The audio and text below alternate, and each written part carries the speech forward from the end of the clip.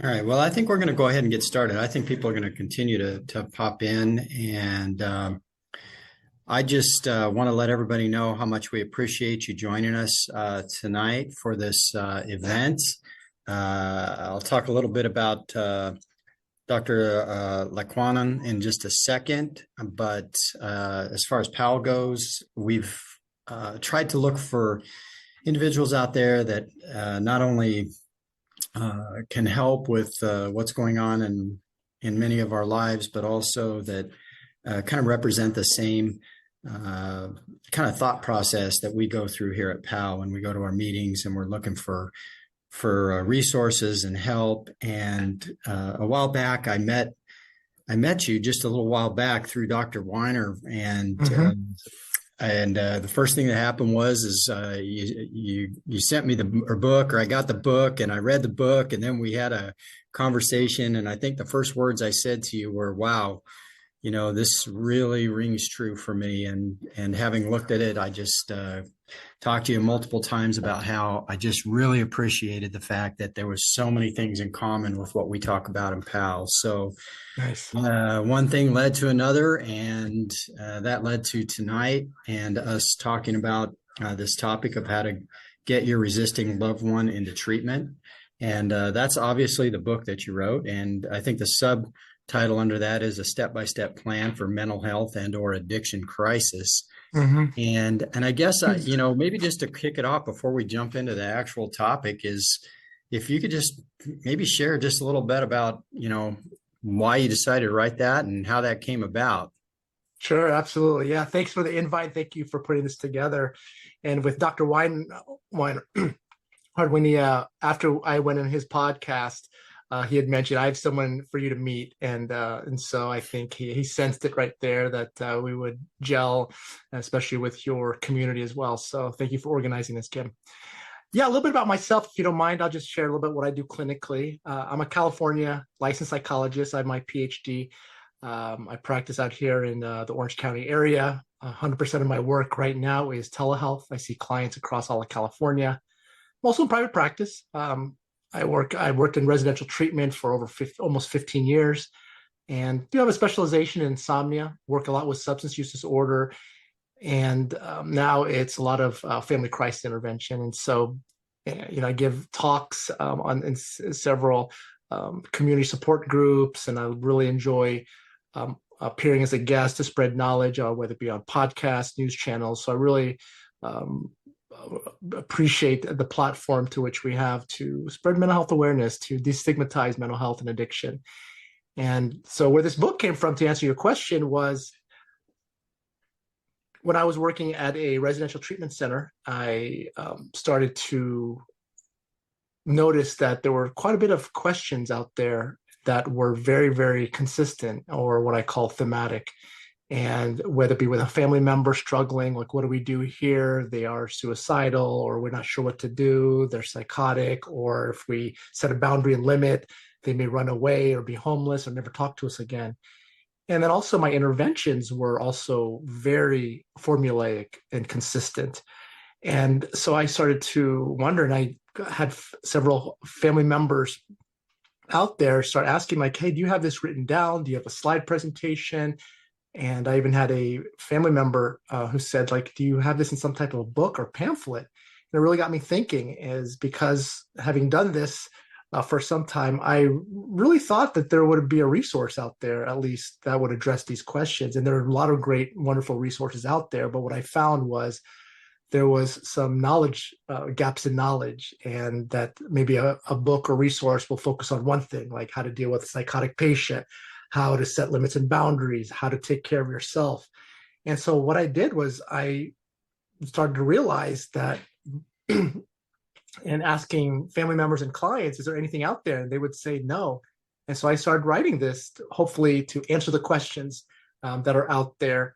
And that's where this book comes from. It's for knowledge and strategies that we'll talk about in a little bit, and answer any questions you have. So yeah, it is a strategy manual, knowledge manual for families who are in some form of crisis, but it could be for people who are still or in recovery or not at the crisis level that I find. So So that's a little bit about the background of that.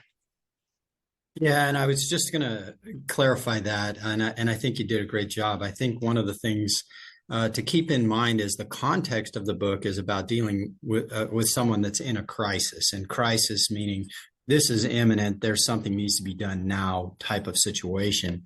However, having read the book and having talked to you about it, there's many principles in here that apply regardless of where you're at in the journey and navigating this issue. So I think that's helpful, but it's also a good reminder to keep that kind of in the back of your mind that the premise of the book was, hey, you're in a crisis and you need to do something. And that's where I find a lot of families are stuck, right? They're stuck with emotions that you'll talk about later, such as fear and guilt, which are valid emotions, but they're very disempowering and disabling when we allow it to dictate what we do and what we don't do.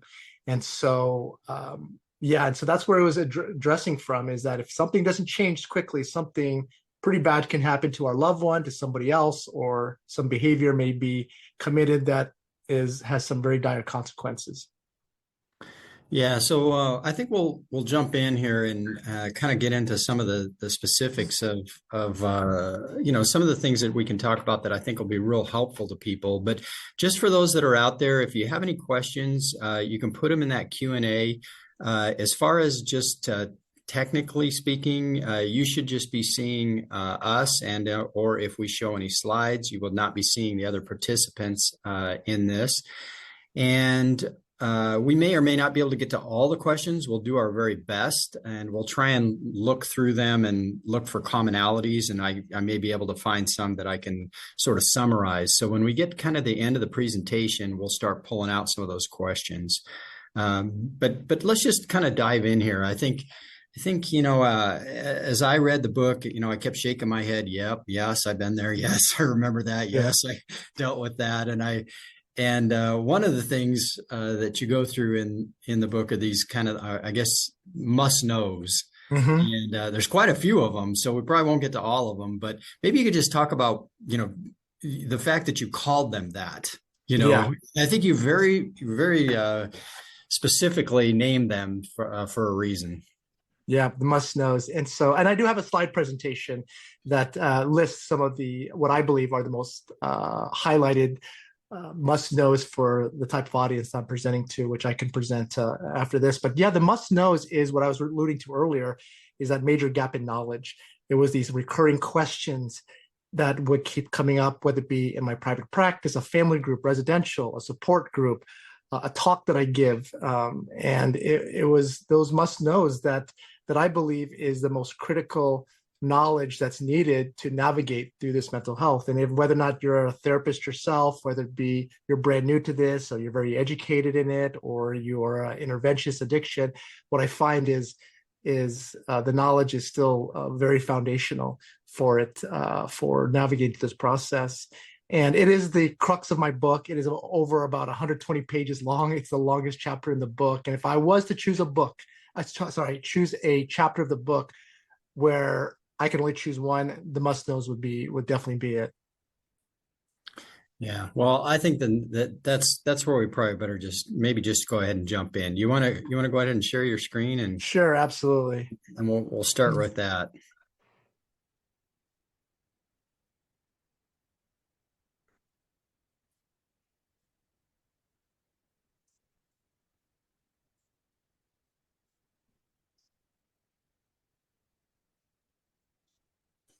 Okay.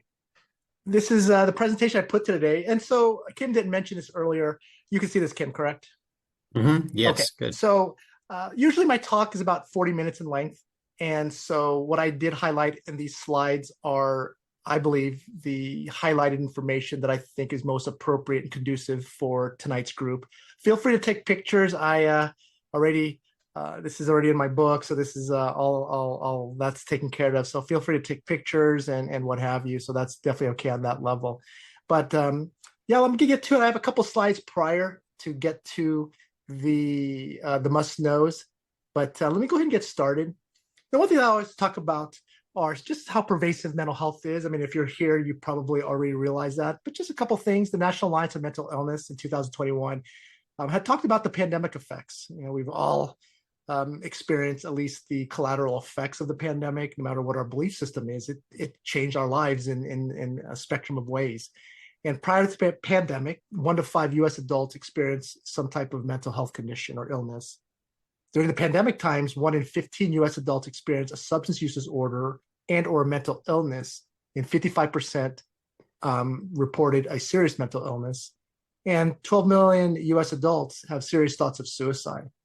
And that's, by the way, in the book, I talk about, have like several pages of part of a chapter about what I call the myths of suicide, where a lot of families have questions about it. For example, if they talk about it, it's going to cause them to commit suicide. No, research consistently shows talking about it actually has good mitigating effects of lessening the chance of suicide. So I just want to share some statistics there. So one thing I'm going to talk about too is when we talk about disease.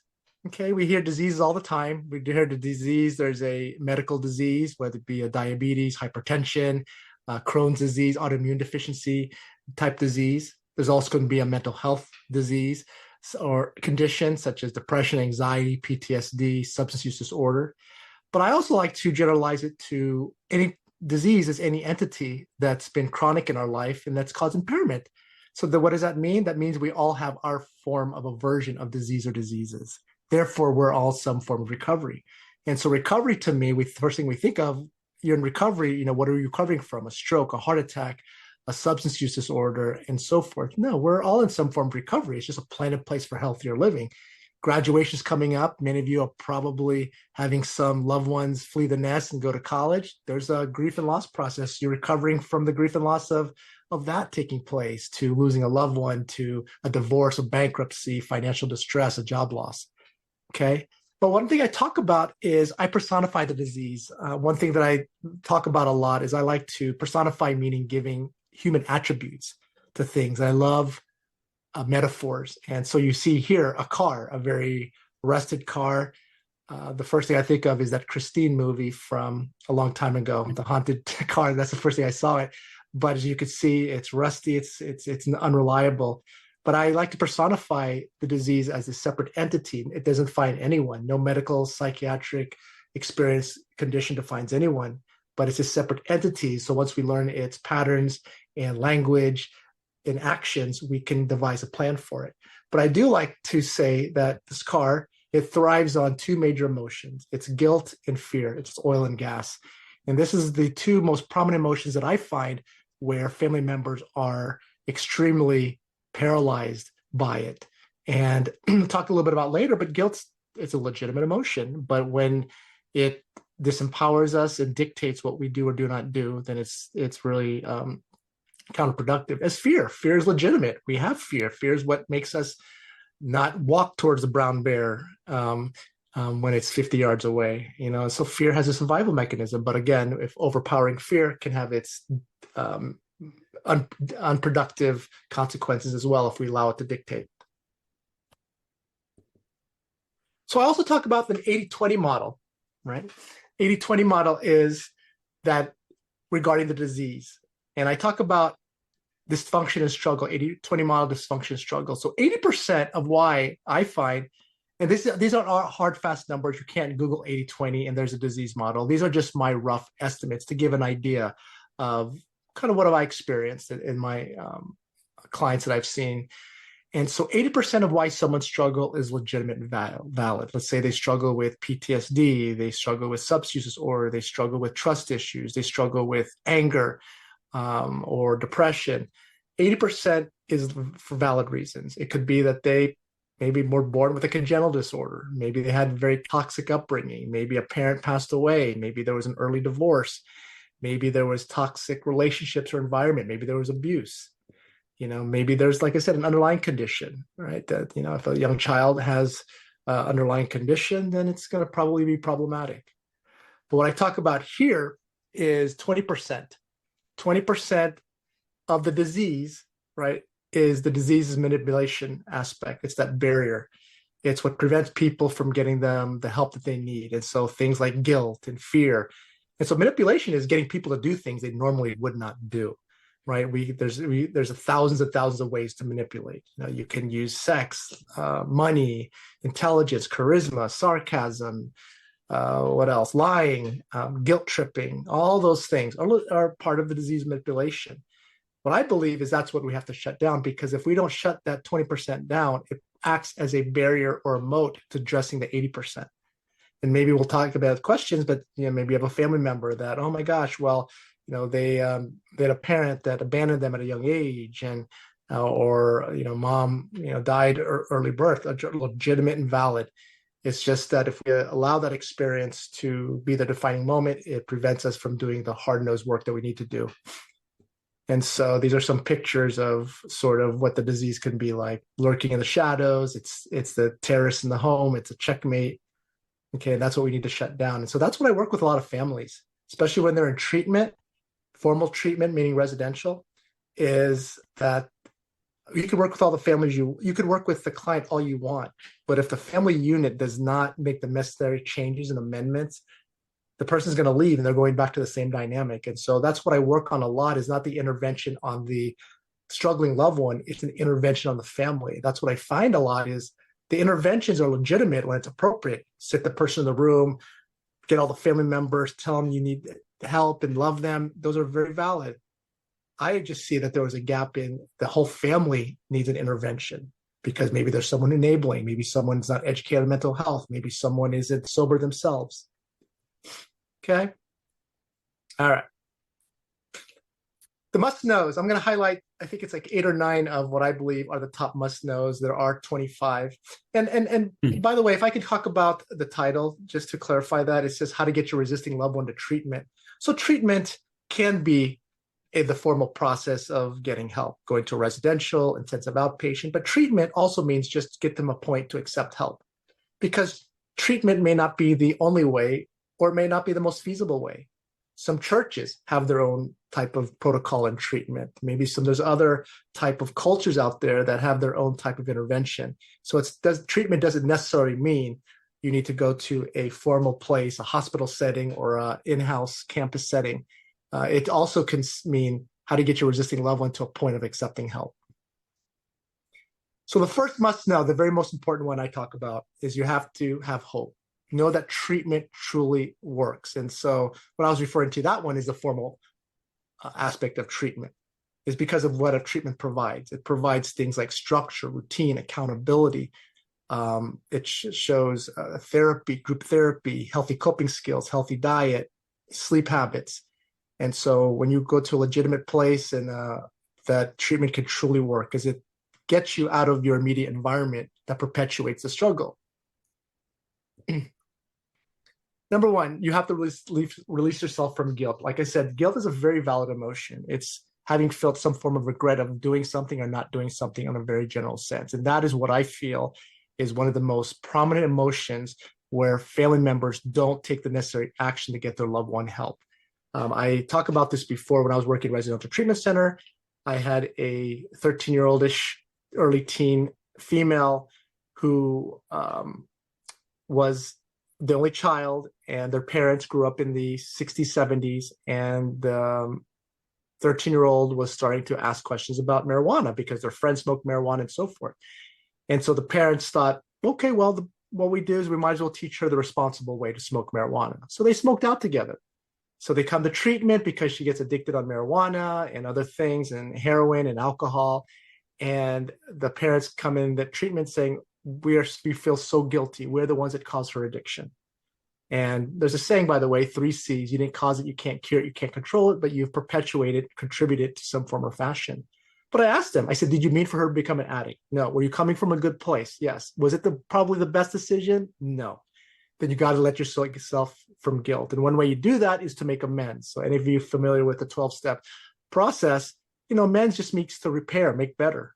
And you do that by usually taking contrary action to the behavior that you feel guilty about. So if you weren't sober during the teen years or your childhood years of your children, getting sober is the way you make amends. And that's what their job is to work through that guilt and those emotions. Or like I said, maybe there was a dynamic in the family. Someone didn't protect you from a predator, or someone was in an environment or worked too hard. But you have to release yourself from guilt by taking contrary action. That's how you repair. Okay. So one thing I like to ask family members too is the reason why your loved one, for example, in this case, uses substances, but it could be any behavior, especially an unhealthy coping mechanism. The reason I say is that the reason why, give me 3 words, and I've never had anyone say it, guess it exactly, but give me 3 words as to why your loved one continues to use substances or engage in a behavior. It could be cutting behavior, it could be lying or whatever. It's because it works. It's their life preserver. Our job is to survive and reproduce and thrive as a part of as a living organism. And so, on some form or fashion, it works, and you can't deny it. Whenever I say it to a family member or a loved one, yeah, that's true. It works. If you smoke marijuana to take the edge off, then that works. If you drink a little alcohol before work to feel more comfortable, then it works. If you cut on your arm because it relieves some of your internal pain, it works. It works to a certain degree where it becomes counterproductive, dysfunctional, because you do more of it and it creates more harm. But you can't deny that. It works. The other thing I like to say is whenever I had a client before who the parents came to me, their grandson was kicking down their door at 3 a.m, almost repetitively. He had bipolar alcoholism and excessive marijuana use, which was inducing psychosis. And he would kick down, doors in the middle of the night, get in there, curse them out, F you all, you're the ones that caused this. And I said, okay. I said, how many doors did he kick down? They said, almost 15. I said, do you know a reason why he can kick down 15 doors? Because he can, right? Until they are able to say, no, you're not doing this anymore.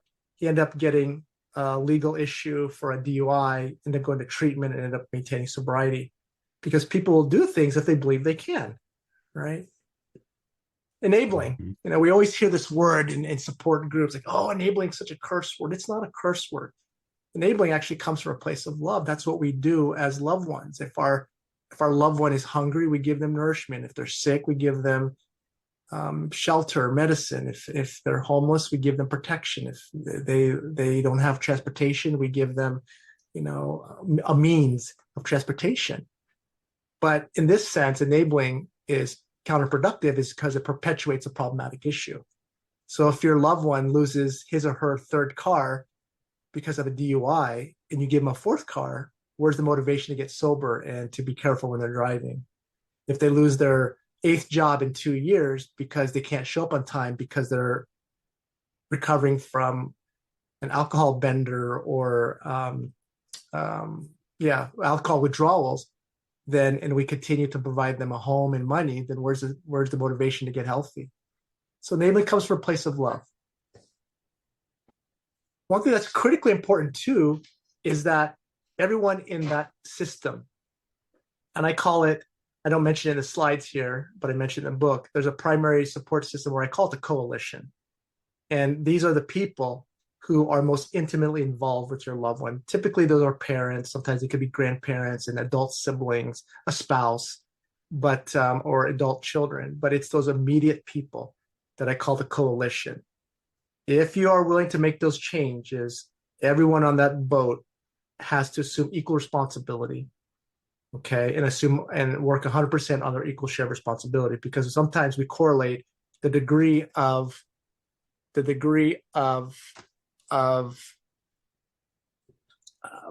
pain and hurt someone's caused is a degree of work they have to do to make a change. No, it's an all hands deck approach if we want that change. And after this, there'll be pictures of a little rowboat. Because if I could talk about that, I do used to talk about a rowboat. If you've ever rowed a boat before, as you know, the way to maximize speed and distance or velocity is if everyone's working 100% on their shared responsibility. Does that mean everyone is equally athletic, have stamina and strength? No, but it means that everyone has to assume equal share of responsibility and work 100% on their share. And same thing with the family. We hear this word a lot: boundary setting, assertive love, is what you're saying. And we hear another word, tough love. Tough love is one of these these words again that are like tough love. And what I found a lot are these family members take tough love in a way that's counterproductive to getting their loved one help. Tough love means some people, I don't care about you, we're done with you, you get sober, and then yes, maybe we'll bring you back into our life. And you can imagine people who are struggling with depression and PTSD and substance abuse, when they feel abandoned, they increase the probability of them just wanting to end it all and lack hope. Assertive love means that there's a nice balance between rules and relationship. This means I love and care about you. We're going to be here for you. We just can't continue to support this lifestyle any longer. So you see the difference. And it's assertive love. It's what happens, you give them the choice that, hey, wow, there's a lifestyle that I can be a part of. It's not well, it's draining, emotionally draining, or I can have this lifestyle where there's family, there's support, there's love. Set up for desperation. And that's one of the things that I do with people that aren't anyone getting help. Is I know they say rock bottom. That's another term that I clarify, because rock bottom, we don't know who people's rock bottoms are. There could be a homeless person and you'll see the rock bottom, but they're surviving. But what I try to do is you got to set them up for some level of desperation by limiting their options. And we all know that if we are a level of desperation, what do? We either fight, flight, or freeze. Fight, meaning, okay, I'm ready to take this on. Freeze, I don't know what to do. They're more likely to be open to recommendations. Or you flight, meaning I'm not done yet. I don't want to do this. But you have to set them up for desperation. If you've ever been desperate before, desperate for money, desperate for something, you know that you're in a very vulnerable place. And so that's kind of what my strategies are to some degree, is to set a loved one up for a point of desperation. That's by limiting their options. And here are some of my pictures. There's the guilt, the life preserver, and I call it the dysfunctional life preserver because it works. Is it floats, it keeps you afloat, but it will sink you sooner or later. And that's why so many people are afraid to give it up, because they truly believe in their unwellness, that that's the only thing going to keep them afloat.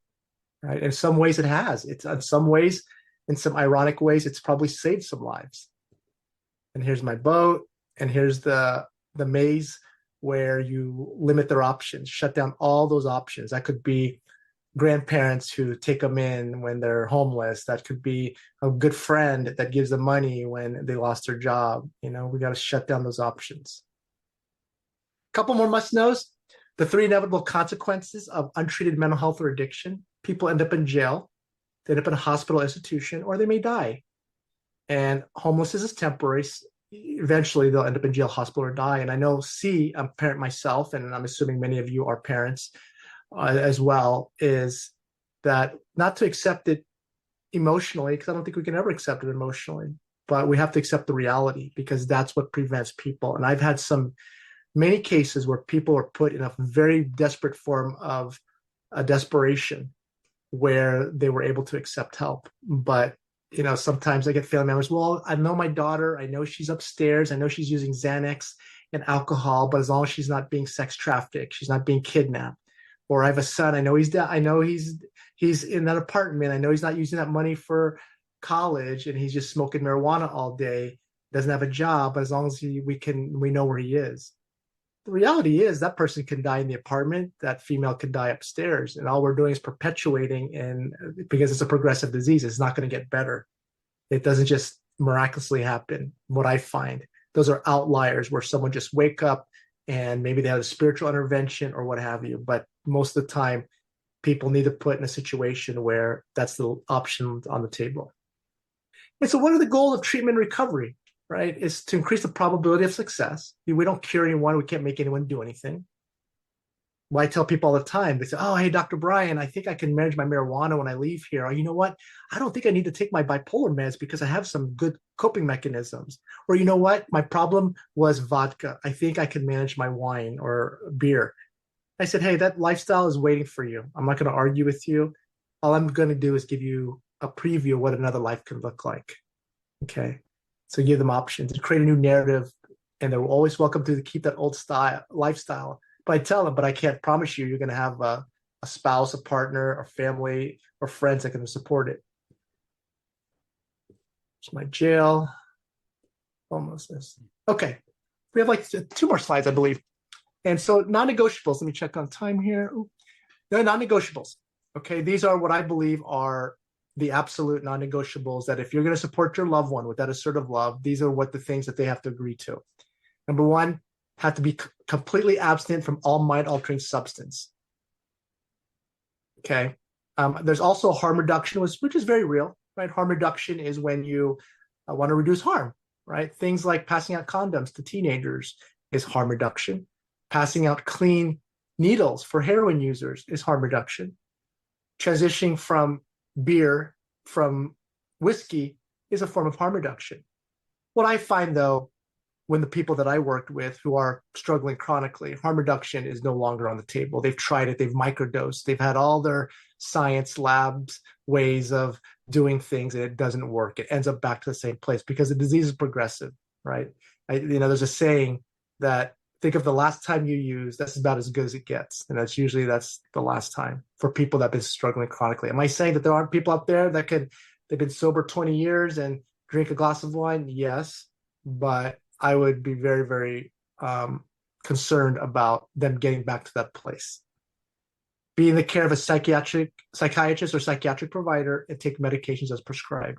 And they don't have to take medications if it's not worthy of it, but they need to be in the care of a psychiatrist just in case and take the medication as prescribed. Okay. Okay, I think this might be our last slide. Are we getting some questions there? Oh, yeah, we've got a few, but as I'm sitting here reflecting on all of this, a couple of things that come to mind. Number one, you talked right at the very beginning about using those metaphors, and one of the ones that I like that I think helps is addiction is the adversary, and I think the helping looking at it from that direction helps you in dealing with your loved one. Could you just say something a little bit about that real quick? And then I have a couple other comments because you said a few things in there that really jumped out. So what's the metaphor that you use? The addiction is the adversary. Oh, adversary. So that's what I talk about, right? And so one of the things I talk about are the three that I feel most prominent elements that sort of manage disease and keep it in a corner. And so anything that one of the things is humility, meaning I respect what I'm up against. Think of anything in your life where you disrespect its capabilities. If you're a hiker, you disrespect the weather report, the topography of the mountains. I know we had some people from Oregon and Wisconsin, Indiana, or you're a deep sea diver and you don't really check your equipment or really understand the weather patterns of the ocean, or anything like an opponent, right? You disrespect the capabilities of the opponent. And so that's one of the things I talk about is an adversary, because when we have an adversary, a separate entity, we're able to look at it and come up with a plan because we know its behaviors and we know its responsibility. We know its behaviors and actions and tendencies. Now, does that mean, for example, the ocean, right? If you ever disrespect the ocean, we know what can happen there. But does that mean we can manage the ocean? No, but we can manage how we navigate through the ocean. Right. And too many times we've seen this happen where people, oh, you know what? I've been down this ski slope 100 times. I'm not going to tell anybody. I've been here 100 times. We had that in California some years ago, and he was supposed to meet his friends for dinner. He never showed up. He got caught in an avalanche or something, and he perished out there in there. So same thing with our disease. It doesn't mean that we're weak. It means that, hey, I respect your capabilities. And so that's kind of one of the things that I like to stress upon. So hopefully that answers your question. Yeah. And then, the first thing I think you put up there was hope. And that's something that we talk about a lot. And, from all sides of it, from people that have completely lost hope. And let me explain that. And maybe you talk about it from the perspective of what you just shared here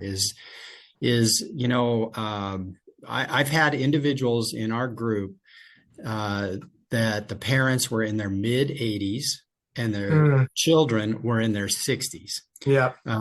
We've had other individuals, obviously across the board, all the way down to teenagers, but there are a lot of people dealing with 40-year-olds and 50-year-olds that have been in this for years. And some of them are homeless, and some of them are, they've just never been able to string together anything. And so they're just feeling like this is never going to change. Yeah. Yeah. And on some levels too. And I know there's cases where someone's homeless and so forth is on some levels because they can. I know many cases I work with are the families completely disconnected from their loved one. They don't talk to them. Yeah, but those are outliers most of the time, even a homeless person. And so someone's homeless. I've had family members like, well, we just give him like $5 a week and so forth, so he can have a meal or she, but $5, as you know, can go a long way. And or we just put him up in a hotel room, just once a week, so she has a safe place. I had one family member, literally, they had an only son. He was smoking copious amounts of marijuana, and they came to my group. They felt really empowered, and they said, "Hey, Dr. Brian, we set some boundaries and limits. We kicked him out of the house because he's not sober." And I said, "Okay, so what else? What is part of the plan?" We only let him come home from 6 to 7 each day. He can shower and he can eat and leave. I said, "Oh, you've created a pit stop, right? I mean, but what a nice gig." And so they like looked at me like, "You know what? You're right." And so they set those limits and boundaries with him and saying, "Hey, no, you can't even come in here. We're not going to support you." And most people that I find, yes, other people out there that can make life on their own, can they do homelessness? But most people out there, homelessness, yes, you can find some people that, oh, they like it, but most of them don't. They'd rather be somewhere else. Most people that I find, they can't do true homelessness. And homelessness is dumpster diving, sleeping on park benches. Homelessness is not sleeping in a tent in my parents' backyard. Homelessness is not couch surfing. Homelessness, I even look at somewhat a car, that's on the fence, but even that, but true homelessness, most people can't really do jail or prison for the most part. Some, like I said, some people can, but truly those people probably don't want to be there. And sometimes some of the best cases where they had a legal case against them, they had a probation officer, a parole officer, where they have to report to be sober, random drug screenings. And most people can't do hospitals. And so just know those are some of that's not something we'd ever imagine, but those are some of the desperation points we need to put them in. And I've seen some great cases of chronic use of that. And so, yeah, absolutely. I had one last example. I had a client who was 80. Her husband was in hospice care at home with cancer, and they had a 50-year-old son and a 50-year-old daughter. Daughter was furious with the mom and, of course, the brother. And the mom had quadruple bypass surgery from the stress. But what happens was the son would go into treatment when the court case comes up, say, "Hey, I'm here," and then leave and then drink again. And the mom couldn't set the boundaries and limits with him and say, "No, we're done. We're not supporting you anymore." So, like I said, the disease is progressive, and it usually does not get better on its own. Yeah, and honestly, in all these years that we've been doing these meetings, we see individuals that they can. Some people they can pull this off for a long time, but eventually, what we see is that, well, kind of like the AA mantra, it's when it becomes unmanageable, when things just, and it's funny how some people can pull it off for years and years. Others, they can't last 10 minutes out there, and they're like, "Oh, I don't want to live this way." But I think that's the frustration, as you get parents that see where somebody else's loved one, they got arrested one time, and the next thing they're jumping into treatment and they're willing to do everything, and then they have another situation where they've been at it for 15, 20 years, and it just seems like one thing after the next, and it doesn't change. Yeah. And I'll tell you this last one. There was a big buff gentleman that came to our treatment. He was from the East Coast, and he had some issues with meth, and he was done. He was going to leave, screw the treatment center and everything like that. And so he left AMA, Against Medical Advice. And this is in Southern California, beach area. And so, but that day it was a little cloudy and a little sprinkling and rain. And less than 10 hours later, he was knocking back on the door because he couldn't do. He's like, the bed and stuff like that is better than. And what was important is the mom didn't buy a plane ticket for him to come back home. So just realize, people's threshold. We have to be able to utilize that to our strength in the strategy. Yeah, I always like to say, if they're breathing, there's a chance, right? There's a chance. Exactly. So let me go. Yeah, I was just going to say, have you been looking at any of these questions? That actually, I actually had a couple of minutes there. I can't because since I'm in presentation mode, sure. Every time I touch the screen, it clicks on my screen, so I can't see these questions. So let's just get through this, and then we're going to have some time for questions, but I think this might be the last slide or second to last slide. So I talked about the phase of recovery and treatment. So pre-treatment obviously are for people who aren't in treatment. Your loved one, everyone's having panic, fear, confusion, anxiety, hopelessness, and I'll talk about the non-negotiables. So obviously this is where I come into play, in where my book initially had impact, but of course it has impact in other stages. So pre-treatment, we get them in and we set them up, we get them in there. But phase one, let's say they are in some form of treatment. Phase one is the 30 to 90 days. I call it the ICU, the intensive care unit, because if you ever, anyone or you yourself have been in the ICU because you had a medical condition, a car accident, a stroke, a heart attack, you're not thinking about getting married, having kids, opening a business. You're thinking about survival. So I look at phase one as the first 30 to 90 days, and someone in treatment is the ICU. It's survival and stabilization. Phase two is 3 months to 1 year. We look at 1 year typically as early recovery, early treatment, because it can take that long for someone to break patterns, find healthy coping skills, to build another community of people, to find the right medication, the right diagnosis. Does that mean residential treatment? No. That could mean there continue to be therapy towards the last few months of the year, maybe intensive outpatient, partial hospitalization, maybe going to their church group.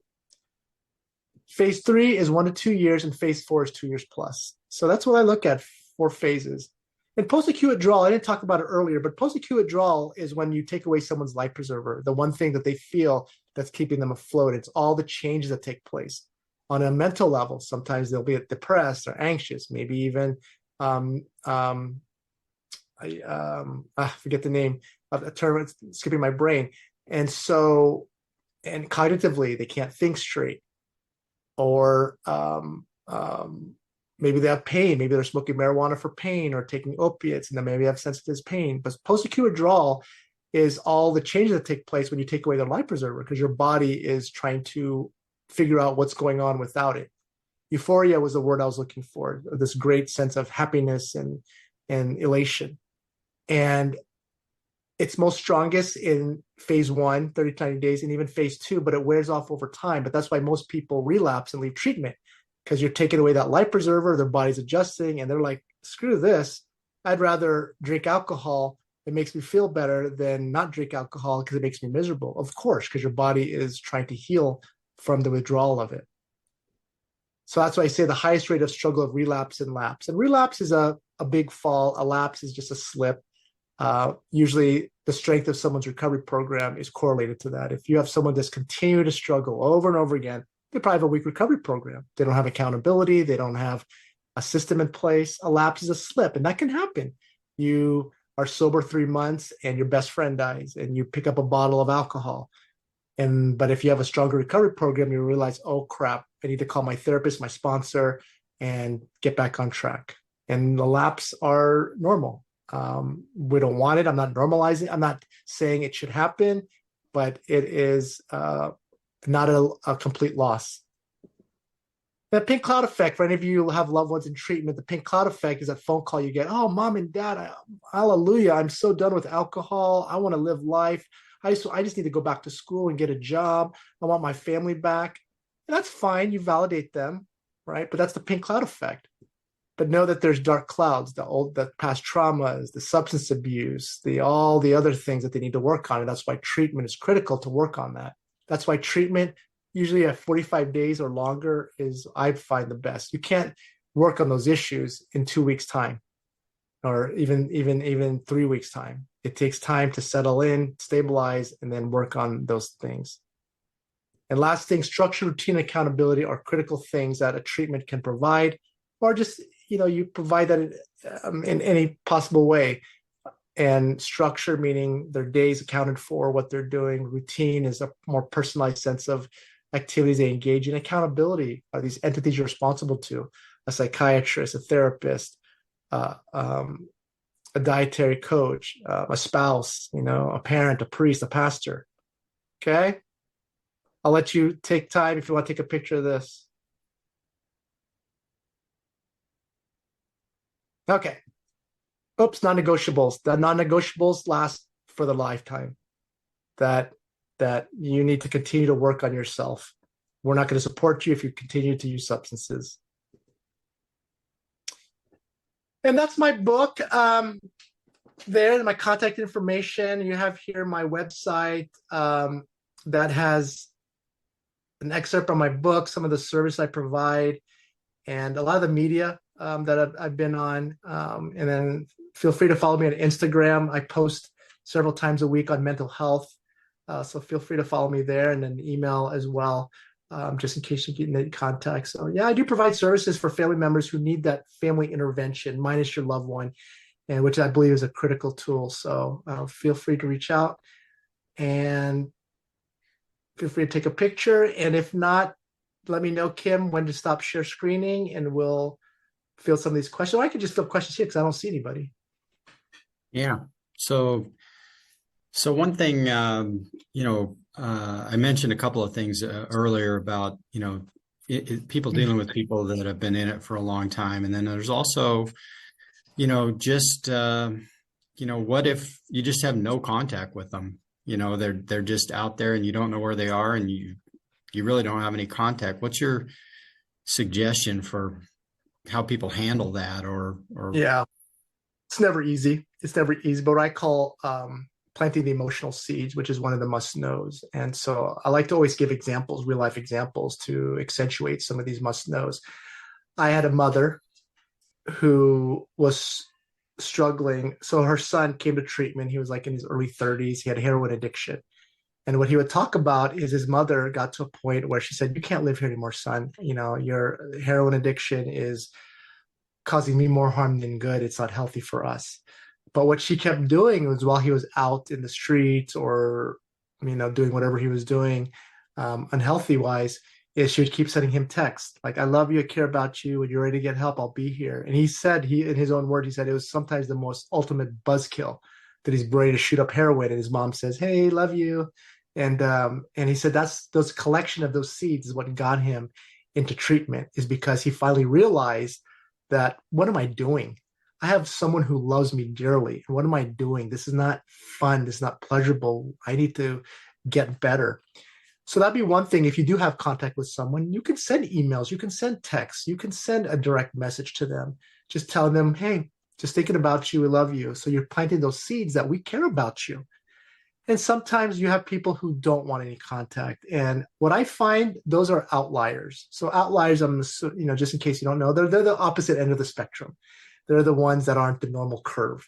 And most people, that is an outlier, and that they're not in contact with them. You've lost complete touch. But most of the people, they know where they are, or they talk to them every once in a while, or in whatever else. But and so yeah, that one's a difficult one, I know. And if anything, if you're a prayerful person, keep praying for them, have hope, kind of do work on yourself. So if your loved one ever comes back in your life, you're the healthiest person or healthiest family dynamic. Yeah, appreciate that. And if you want to, you could stop sharing your screen now. We'll make sure we share this, and that'll put you front and center here on the screen here. And there's a question in here about if your loved one doesn't have insurance, or they can't drive somewhere. And of course, let me just say, obviously, one of the things, we have this come up a lot, is there are programs out there that don't cost anything. So there's, first and foremost, there are those.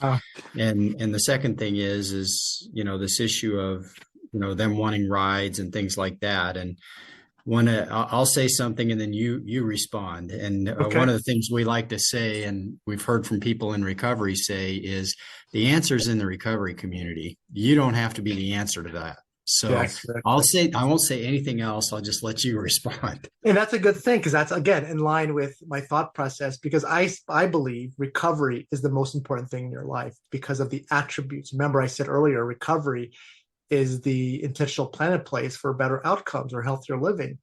And we're all in some form of recovery, is because the attributes that are provided in a strong recovery are things like honesty, being open to direction, a healthy community, boundary setting, and all these other attributes. And because I keep it up here, the recovery, because without a strong recovery, none of these other things in life are possible, at least to the degree or level that we deserve or the other people deserve of it.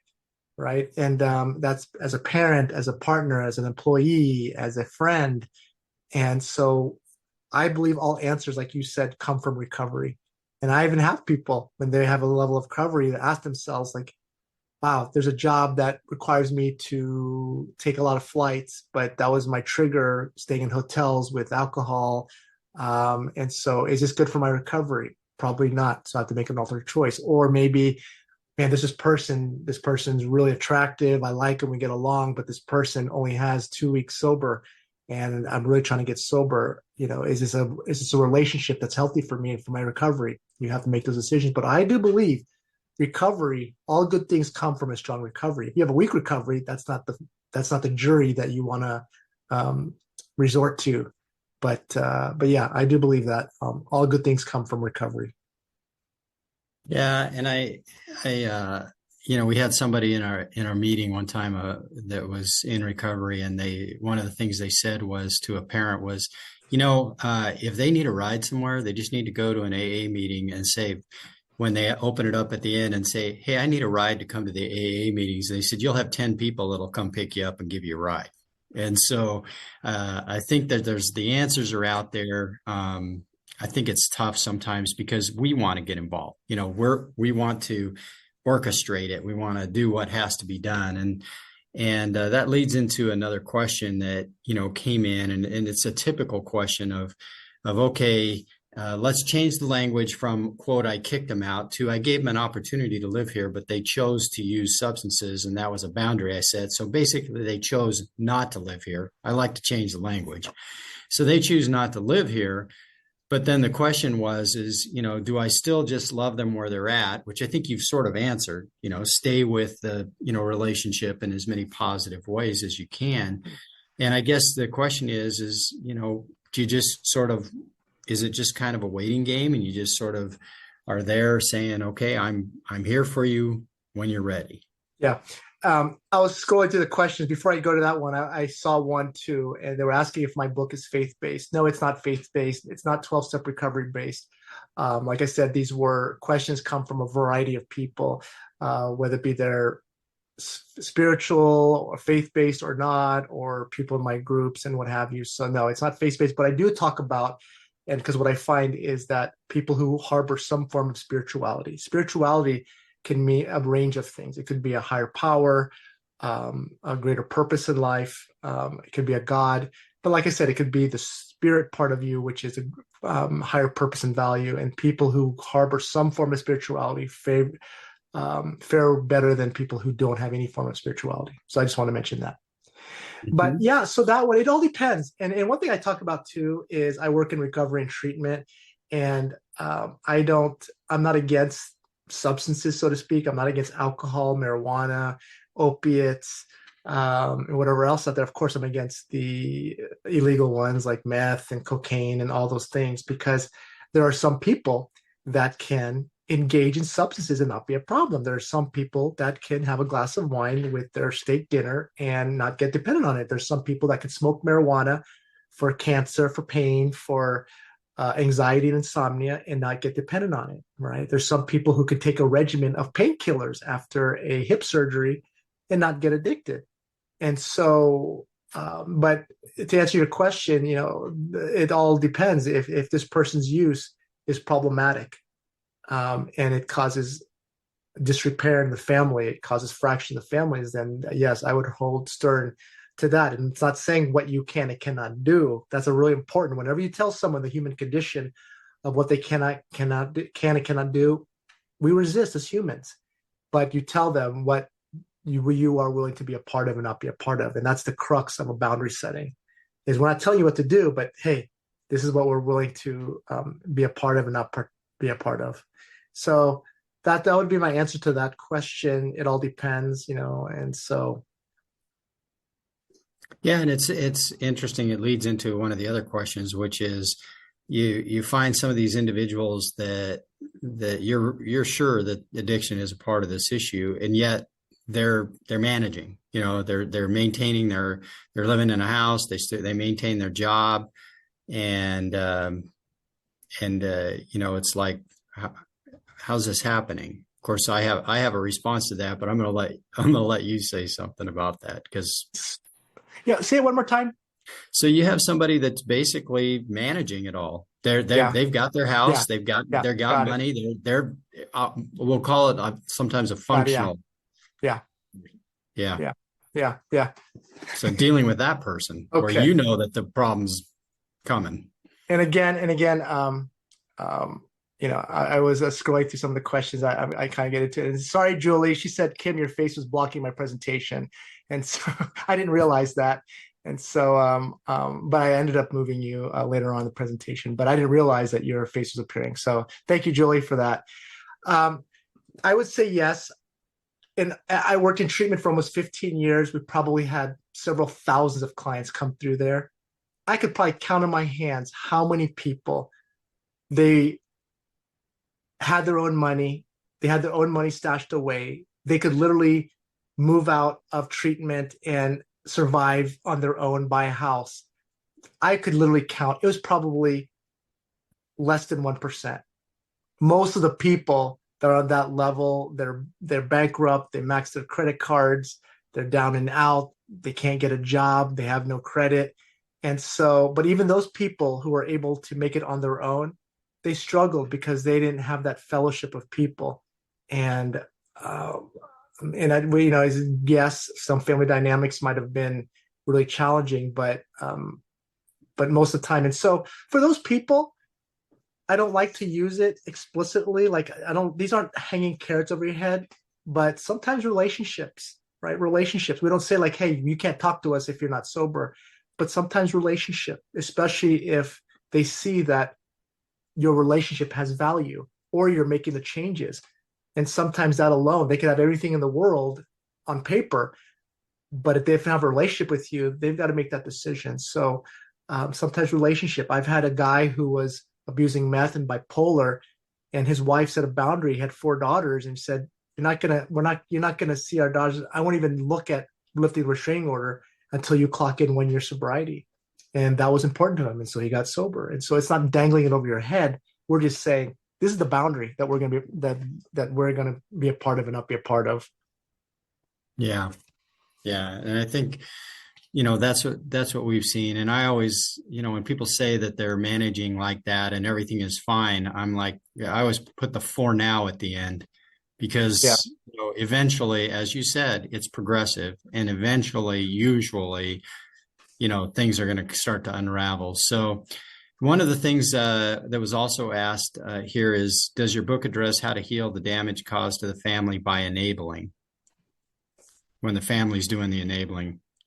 Well, I do talk about that to a degree. There's one of the must knows is you must know the other impact of the untreated mental health or addiction, right? And we always think about things like death and jail or hospital, but we think about all the collateral effects. We look at estrangement from family members, divorces. We see bankruptcies because parents are using their savings and retirement to help support their loved one who continues to struggle. And so absolutely, those are definitely the collateral effects, and we have to think of those. And one of the things too that I talk about, there's when we talk about family dynamics and family roles, and what I tell people a lot is this disease will continue to be progressive and will continue to isolate and fracture the family. And sometimes to bring balance to the family system, sometimes let's say you have a family of 3 kids and 2 parents, and maybe one of the kids is the one struggling, and they spend all their time and money and treatment and all their weekends going to various treatment groups. And then you have like this other sibling who's what we say called the hero child. This is the one that is just does all well academically, has friends and stuff. And on some level, that is the person who is trying to bring balance. And then we just assume that this person is doing well, they're not affected. And that person I've seen, even as an adult, who's in his or her 30s, 40s, and 50s, that hero child becomes the forgotten or the resentful child. And so for all of you out there, right, is don't put pause on the rest of your life, your other loved ones out there, your marriage, your relationships, your career, because this disease is exactly what it wants. It wants to fracture the family and not have you come as a community. but you have loved ones out there, you have other kids, and I get kids like, my God, you weren't here for my graduation, my high school graduation, because you were at, his treatment meeting, or he was in the hospital. And those here child become resentful as well. So just remember that as well. Don't let the disease, there was a psychiatrist who I took over for one of my meetings. He was running the meetings for 18 years. He was a trauma surgeon before becoming a psychiatrist in the military, special forces. And so he would use military terms. And one of the terms he used for the disease is the terrorist in the home, right? What does a terrorist do? A terrorist alters your life, makes you cower in fear. It does everything like that. And so this disease is like the terrorist in the home. And it's going to be very important for you to not allow that to be perpetuated. Yeah. Well, we're coming up on an hour, and let me just ask this one last question fairly quickly, and then we'll wrap things up. And it came in just a little bit ago, and it was, can two people that are in a relationship get sober together and stay sober? Absolutely. Absolutely. And um, absolutely they can. They can feed off of each other and hold each other accountable and so forth. If I could give you an example of a boundary setting that I had a female who, her and her partner, boyfriend, were severe alcoholics. They were drinking. And the female said, you know what? I want to get sober, but my boyfriend isn't ready, but I feel guilty because he's always been there with me for a long time, and in my rough times. And I told her, I said, well, let's look at this not from the personal level. The personal is the emotional part, the person, and how he was there for you. I said, take it on the relationship level. Is this relationship a good fit for me, conducive to my recovery? She said, no. So she talked to him. She said, you know what? I'm trying to get sober. I know you're not there. But this relationship for me right now isn't the best for me as I get sober. And he understood and ended up getting sober himself after that. And so take things on the relationship level. Is this relationship healthy for me? And so, yeah, absolutely, two people can support each other and stay sober together. But if it's going to be very difficult, if one person's sober, even if the person doesn't have an addiction problem, but if this person's drinking around the house, has alcohol, you greatly impact the probability of long-term success, because there's accessibility there, and then smell the alcohol and stuff. And so we don't want to ever tell people to change their lifestyle for someone's recovery, but sometimes the relationship can trump those kind of those decisions of, hey, I'm going to continue to smoke marijuana or alcohol when this person's going to be sober. It really lessens the risk, greatly increases the risk. Sure. Sure. Well, I sure appreciate it. And maybe as we close up here, let's turn this back around to hope. And we got a lot of people out there that are struggling. They don't know what to do. And I think we got some tips today on some, things that hopefully that will be helpful to them. And of course, your book is out there so they can grab that. And but we kind of close up, any kind of final thoughts about, hey, hang in there, and there is hope.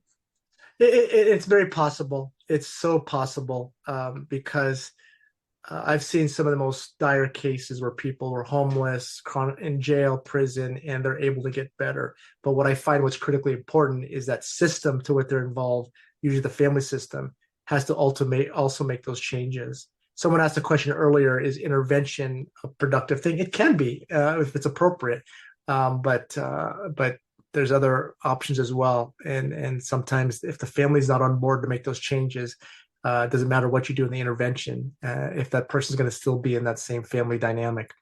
But yeah, have hope. And you just got to realize you have to be humble enough to know that what we're doing hasn't been working. We just have to change what we've been doing. So, yeah, so feel free, anyone, to reach out to me, and hopefully you found this helpful. I'd love to come back on at some other point. Yeah, hopefully you found this stuff useful, and good luck to all your loved ones out there. Well, I sure appreciate it. And I was just going to say, we certainly can, we can grab the book and we can read the book, but I'd love to have you come back on and talk about Sure. many of the other things, because I have a whole, I took a lot of notes, so I have a lot of things I'd like to bring up and talk about. So if you're willing, we'll invite you Absolutely. back. Absolutely. Thank you so much. And good night to everyone. I appreciate you all. Thanks again. Take Bye. care. Take care, everybody.